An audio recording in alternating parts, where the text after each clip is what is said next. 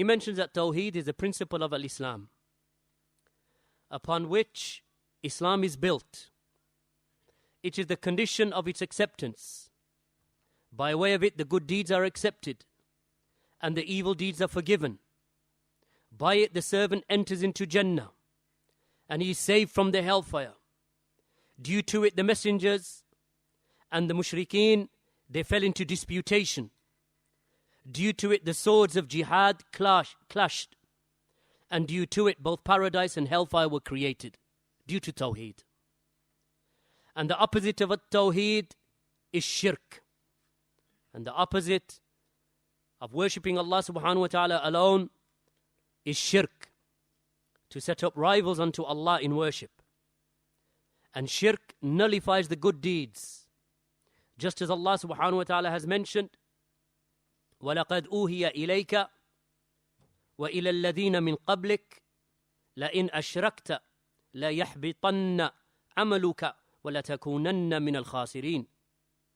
And indeed, it has been revealed to you, O Muhammad, as it was revealed to those who came before you, that if you were to join partners in worship with Allah, then surely all of your deeds will be in vain, and you will certainly be amongst the losers.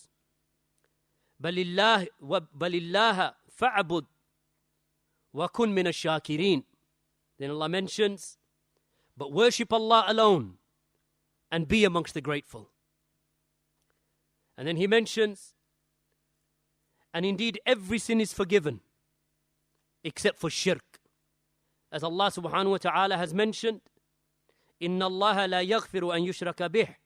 That indeed Allah does not forgive that partners be associated with Him in worship. وَيَغْفِرُ مَا دُونَ ذَلِكَ لِمَنْ يَشَاءُ. And Allah will forgive lesser than that to whomsoever He pleases. وَمَنْ يُشْرِكْ بِاللَّهِ فَقَدْ ضَلَّ ضَلَالًا بَعِيدًا.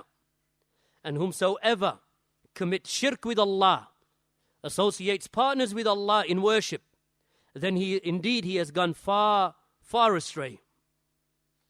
So then he mentioned, Shaykh Ahmad al-Najmi, rahimahullah, he mentioned, and due to shirk, the servant is forbidden from paradise.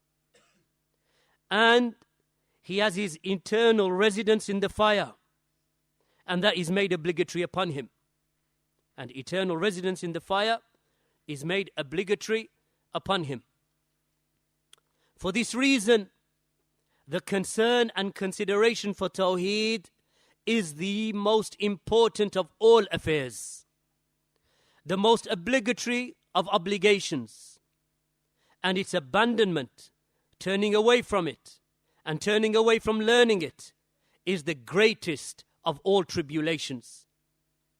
So for this reason, it is binding upon each and every servant to study Tawheed, and to study that which nullifies it, negates it, or diminishes it, and that which defames or vilifies its worth.